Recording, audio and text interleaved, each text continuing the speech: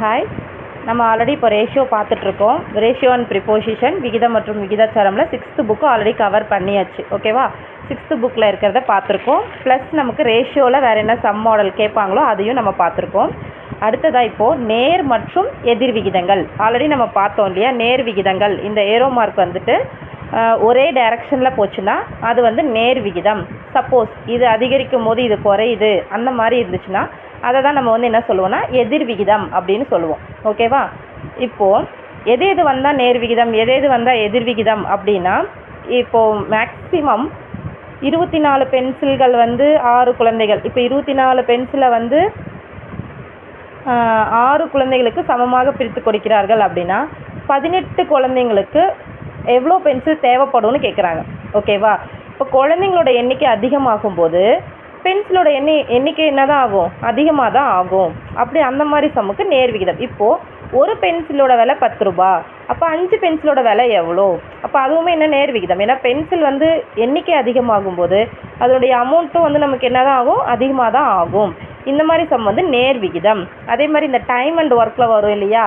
ஒருத்தர் ஒரு நாளைக்கு இவ்வளோ வேலையை செய்கிறாங்க, அப்போது இவ்வளோ பேர் சேர்ந்து அந்த வேலையை எத்தனை நாளில் முடிக்க முடியும் அப்படின்னு கேட்பாங்க இல்லையா? அந்த மாதிரி சம்முக்கு எதிர் விகிதம் வரும்.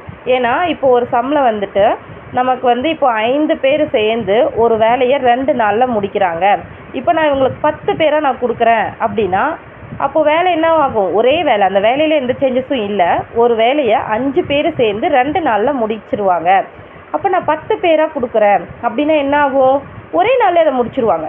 அப்போது ஆட்களோட எண்ணிக்கை அதிகமாகும் போது வேலை நாட்கள் என்ன பண்ணுது? குறையுது. அப்போ இது ஆப்போசிட் டைரக்ஷன், எதிர் விகிதம். இந்த மாதிரி சமக்கு எதிர் விகிதம் வரும். அதே மாதிரி ஒரு ஃபுட் எடுத்துக்கிறோன்னு வச்சுக்கோங்களேன். 10 பேர் சாப்பிட்றதுக்கு இவ்வளோ ஃபுட்டு இருக்குது. அப்போது 15 பேர் ஆகிட்டாங்கன்னா அப்போது அதோட சாப்பிட்றவங்களோட எண்ணிக்கை அதிகமாகும் போது ஃபுட்டு வந்து என்னவாயிடும்? குறையும். அந்த மாதிரி இருக்கும்போது எதிர் விகிதம். ஓகேவா? இதுதான் வந்து நேர் மற்றும் எதிர் விகிதங்கள். டைம் அண்ட் ஒர்க்கும் ரேஷியோவில் இதுவும் ரெண்டுமே வந்து காமனாக தான் வரும். ஓகேவா? இப்போ இது வந்து 7th புக்கில் இருக்க நேர் மற்றும் எதிர் விகிதங்கள் பார்க்குறோம்.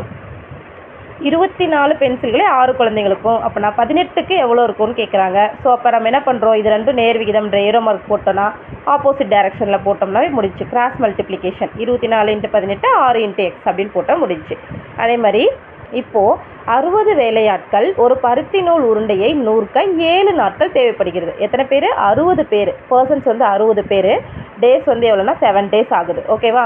அப்போது 42 வேலையாட்கள் அதே வேலையை செய்து முடிக்க எத்தனை நாட்கள் ஆகும்? ஓகேவா? இப்போ 60 பேர் சேர்ந்து 7 நாட்களில் வேலையை முடிக்கிறாங்கன்னா 42 பேர் சேர்ந்து அதே வேலையை எத்தனை நாட்களில் முடிப்பாங்க? இப்போ இது பார்த்தோன்னா 60 7 நாட்கள் ஆகுதா? இது எவ்வளோ? 42. எனக்கு எத்தனை நாட்கள்னு தெரியாது. இப்போ வேலையாட்களோட எண்ணிக்கை என்ன ஆகுது? குறையுது.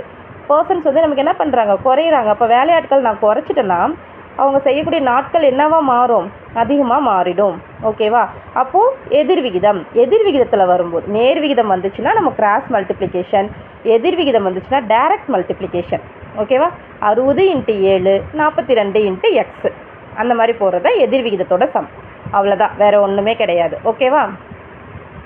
அதே மாதிரி இப்போ ஒரு தொட்டியை நிரப்ப 6 குழாய்கள் 1 மணி நேரம் 30 நிமிடம் ஆகுது. அப்போ எல்லாத்தையும் நம்ம நிமிஷமாக மாற்றிக்கணும்.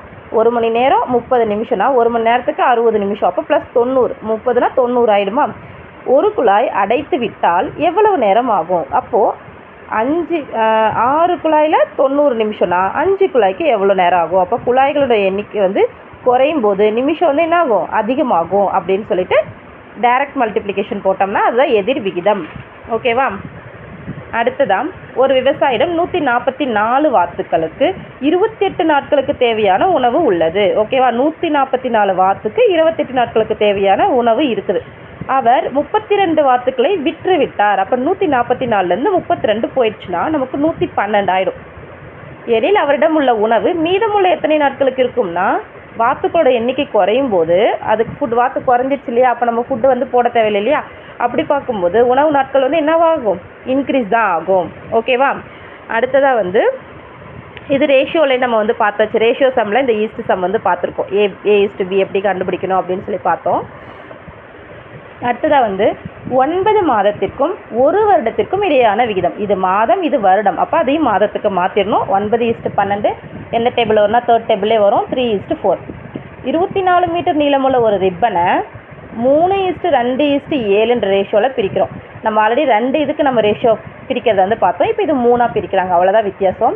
அப்போ இந்த 24 வந்து 3 ரேஷியோ 3, 2, 7 அப்படின்னு பிரிச்சுட்டாங்கன்னா நம்ம என்ன சொல்லியிருக்கோம், ரேஷியோவை ஆட் பண்ணிக்கணும்னு சொன்னோமா, ஆட் பண்ணதை கீழே எழுதிடணும் 12. இப்போ 24 × 3/12னா 6, இங்கே 4, இதே மாதிரி 14. அப்போது 6:4:14 சுருக்க முடிஞ்சுன்னா சுருக்கிட்டு நம்ம ஆன்சராக எழுதிடலாம். ஓகேவா? இப்போ இது எல்லாமே செகண்ட் டேபிளில் வந்துடுவாங்க. இது வந்து இப்போ என்னென்னா இவங்க எல்லாத்தையும் ஆட் பண்ணால் எனக்கு ஆன்சர் வந்து 24 மீட்டர் கிடைக்கணும். அப்படி கிடச்சிச்சின்னா தான் இந்த ஆன்சர் கரெக்டு. ஓகேவா? அப்போ நமக்கு ஆப்ஷன் என்ன கொடுத்துருக்காங்களோ அதுக்கு தகுந்த மாதிரி நம்ம எழுதிடணும். இது இப்போ பார்த்தது தான். A:B கொடுத்துருவாங்க, B:C கொடுத்துருவாங்க, A:B:C போன இதில் வீடியோவிலே பார்த்தாச்சு. அடுத்ததான், ஒரு மகிழுந்து 360 கிலோமீட்டர் தூரத்தை 4 மணி நேரத்தில் கடக்கிறது. அதே வேகத்தில் 6 மணி 30 நிமிடத்தில் எவ்வளவு தூரத்தை கடக்கும்னு கேட்டிருக்காங்க. இப்போது மணி நேரம் 6 மணி நேரம் 30 நிமிஷம், இது 4 மணி நேரம். இப்போ எல்லாத்தையுமே வந்து நிமிஷத்துக்கு மாற்றிடலாமா? 4 மணி நேரம்னா 4 × 60, 6 மணி 30னா 6 வந்து 6 × 60 + 30, இதில் எல்லாம் பண்ணிட்டோன்னா 390, 240ன்னு வந்துடும். இப்போ நிமிஷம் வந்து இன்க்ரீஸ் ஆகும்போது கிலோமீட்டரும் வந்து இன்க்ரீஸ் தான் ஆகும். இது நேர் விகிதம், அதனால நான் கிராஸ் மல்டிப்ளை பண்ணுறேன். இந்த எக்ஸ் ஸ்டெப்பு மட்டும்தான். இந்த ஒரு ஸ்டெப் நம்ம எழுதிட்டோன்னா சம் ஈஸியாக சால்வ் பண்ணிடலாம். டைம் கொஞ்சம் நேரம் தான் எடுத்துக்கும். சும்மா நோட்டில் பார்க்கும்போது ப்ரீஃபாக பெருசாக இருக்கிற மாதிரி இருக்குது. பட் இதில் போடும்போது சின்ன சம் தான். இப்போ பாருங்கள், 7 ஆட்கள் ஒரு வேலையை 52 நாட்களில் முடிக்கிறாங்க. ஒரு வேலை அதே வேலையை எந்த சேஞ்சஸும் கிடையாது அப்படின்னா நம்ம நேர் அண்ட் எதிர் விகிதமானு செக் பண்ணிடணும்.